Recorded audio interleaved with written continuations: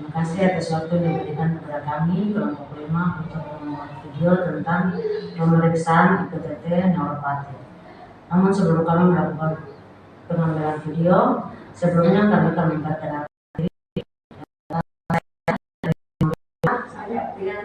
saya Ona Aputinaya Rangka, Paulina Odise, Lydia Kakisina, Penny Karales, Adonia Dimara, Linda Romere. Terima kasih atas kesempatan yang diberikan. Saya akan memberikan penjelasan tentang pemeriksaan IPTT. Yaitu deteksi adanya neuropati pada kaki dapat dilakukan dengan berbagai cara. Salah satunya dengan test atau IPTT merupakan cara sederhana dalam mendeteksi dini neuropati pada penderita DM.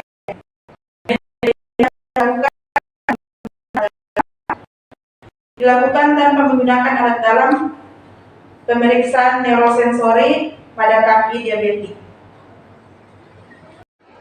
Baik, di sini saya akan menambahkan sedikit penjelasan dari teman saya tadi tentang pemeriksaan neuropati.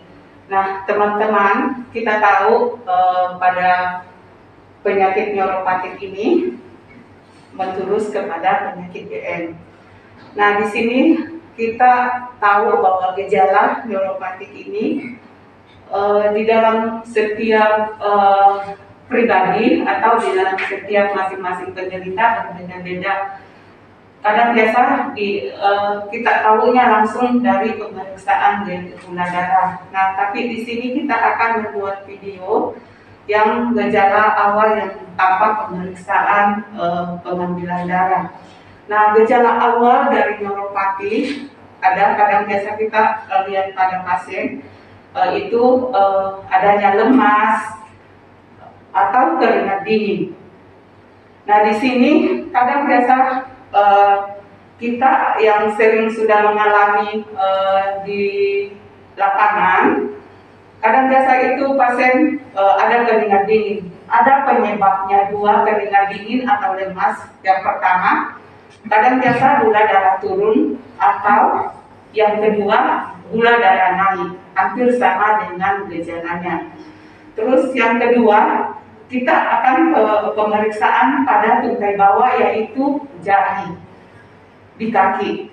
Kita akan korek dan dari situ juga kita mengetahui reaksi pasien bagaimana. Mungkin itu saja sedikit yang saya bisa tambahkan dari saya. Sekian dan terima kasih. Selamat siang Ibu. siang suster. Baik, saya memperkenalkan nama saya. Saya Suster Adonia Dimara akan melakukan pemeriksaan di jari kaki kanan kiri Ibu. Sebelumnya, pada saat saya pemeriksaan di jari kaki Ibu, kalau Ibu ada rasa jari yang mana yang disentuh, Ibu bisa kasih tahu, memberitahu kepada saya itu kaki sebelah mana, biar saya bisa mengetahui kalau Ibu rasa pada saat disentuh. Dan saya perlu mengingatkan ini kaki kanan Ibu dan ini kaki kiri Ibu. Iya. Sebelumnya saya meminta kerjasama dari Ibu dalam pemeriksaan ini. Ibu akan menutup mata, bolehkah? Boleh. Untuk itu saya minta Ibu untuk menutup matanya.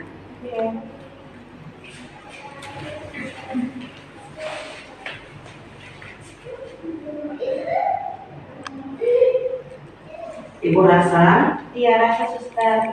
Jempol kaki kanan. Ini Ibu? Jari kelingking kaki kanan. Ini Ibu? Jempol kaki kiri. Ini Ibu? Jari kelingking kaki kiri. Ini Ibu? Rasa? Jari tengah kaki kanan. Ini Ibu? Ada rasa? Jari tengah kaki kiri. Rasa Ibu? Iya, rasa Ibu. Jari sebelah kanan. Rasa Ibu? Tidak rasa. Baik Ibu, Ibu bisa membuka matanya. dalam pemeriksaan di kaki sebelah kanan, ibu jari kelingking itu, ibu tidak merasa pada saat saya menyentuh. Jadi untuk selanjutnya nanti kita melakukan pemeriksaan selanjutnya. Terima kasih, Bu. Ibu, kita sudah selesai pemeriksaan. Mungkin ada yang Ibu mau tanyakan? Jadi suster saya mau tanya, tadi kan suster pegang saya punya jari kelingking sebelah kanan kan tidak ada rasa.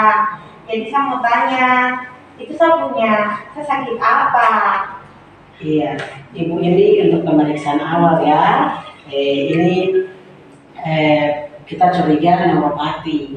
Tapi itu baru pemeriksaan pertama, Ibu tidak usah pikir ya. Nanti kita akan melakukan pemeriksaan selanjutnya. Ya suster, neuropati itu sakit apa suster? Itu gejala diabetik, gula biasa dibilang sakit gula. Oh, iya. Gitu. Terus saya punya jari kelingking ini masih bisa sembuh kan tidak suster? Ibu tidak usah pikir, kemungkinan nanti bisa. Nanti setelah kita melakukan pemeriksaan selanjutnya, mungkin nanti kita ada kerjasama dengan dokter untuk memberikan terapi. Terus tadi kan suster ada bilang saya ini kayak sakit gula toh. Jadi saya mau makan ini masih bisa makan seperti biasa toh. Saya ada aturan makan begitu suster. Iya, kalau begitu nanti ada aturannya Ibu ya. Biasanya mungkin Ibu makan nasi, contoh kalau biasanya 2 piring. Contohnya ya Ibu, Iya. mungkin Ibu bisa kurangi 1 piring. Terus mungkin biasanya minum teh. Iya suster, saya suka minuman Oh iya, mungkin biasa kalau Ibu kasih 2 sendok teh bisa dikurangi mungkin 1 sendok teh saja begitu. Oke, Iya. Sudah Iya, Ibu. suster. Saya mau tanya lagi, kira-kira saya ini berobat berapa lama supaya bisa sembuh? Kemungkinan belum bisa dipastikan untuk Ibu sembuh atau keluar dari rumah sakit. Nanti kita tunggu pemeriksaan selanjutnya dengan mungkin memberikan terapi, dan kalau memang pemeriksaannya sudah kembali normal, baru kemungkinan Ibu bisa pulang. Itu pun kita dengar dari dokter ya, sesuai dengan pemeriksaan. Dan Ibu juga jangan lupa makan sayur-sayuran ya. Iya, suster. Iya. Kalau olahraga tidak apa-apa suster? Boleh. Oh, iya. Boleh olahraga. Bisa Ibu. Iya, suster. Terima kasih. Iya, terima kasih. Iya. Demikian pembuatan video singkat dari kami kelompok 5 tentang cara pemeriksaan neuropati. Terima kasih. Terima kasih. Ya, terima kasih. Saya akan memberikan penjelasan mengenai prosedur pemeriksaan screening neuropati menggunakan IPTT. Yang pertama, pastikan penderita tidak menggunakan sepatu atau kaos kaki. Istirahatkan pasien dengan kaki terlentang di sofa atau di tempat tidur. Ingatkan pasien bagian kanan dan kiri kakinya. Minta pasien menutup mata hingga pemeriksaan selesai.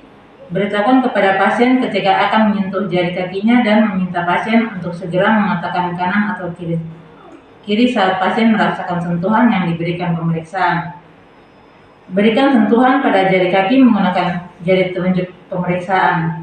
Yang berikut, pemeriksaan menyentuh 6 jari kaki secara berurutan. Yang pertama, ibu jari kaki kanan, jari kelingking kaki kanan, ibu jari kaki kiri, jari kelingking kaki kiri, jari tengah kaki kanan, jari tengah kaki kiri.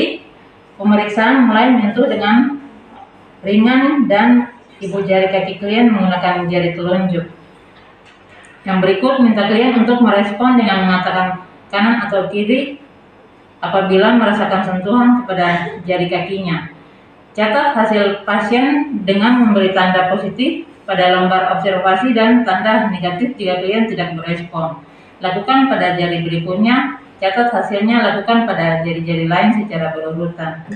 Demikian penjelasan dari prosedur pemeriksaan screening neuropati menggunakan IPTT. Terima kasih. Baik, terima kasih. Saya akan menambahkan sedikit tentang hal-hal yang perlu diperhatikan dalam melakukan screening pasien dengan diabetes dan risiko neuropati. Yang pertama, riwayat kesehatan pasien. Riwayat kesehatan pasien dalam hal ini adalah riwayat penyakit atau keluhan yang pernah dialami oleh penderita atau pasien.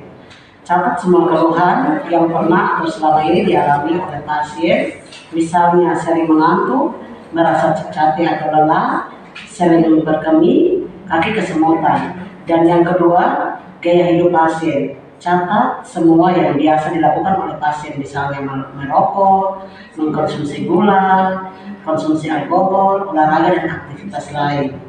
Yang ketiga, riwayat kesehatan keluarga. Riwayat kesehatan keluarga dalam hal ini mencakup informasi tentang riwayat kesehatan dan riwayat penyakit pada keluarga inti yang pernah dialami maupun kerabat dekat yang saudara yang pernah menderita penyakit. Informasi ini penting untuk diketahui tenaga kesehatan agar dapat mendeteksi apakah ada yang memiliki faktor risiko kelainan genetik atau penyakit keturunan tertentu. Yang keempat, hasil pemeriksaan laboratorium. Catat hasil pemeriksaan laboratorium yang pernah dilakukan oleh pasien, misalnya pemeriksaan darah rutin, pemeriksaan urin, dan pemeriksaan lainnya. Yang berikutnya yaitu riwayat pengobatan atau konsumsi obat. Sebelum melakukan screening, sebaiknya lakukan pengkajian terkait pengobatan jangka panjang yang pernah atau yang saat ini dilakukan oleh pasien. Selain itu, kaji juga kebiasaan pasien terkait konsumsi obat-obatan, suplemen, atau obat herbal tertentu. Hal ini penting untuk melengkapi informasi yang diperoleh oleh tenaga kesehatan ketika melakukan screening. Demikian hal-hal yang perlu diperhatikan dalam melakukan screening pasien dengan diabetes dan risiko neuropati. Terima kasih.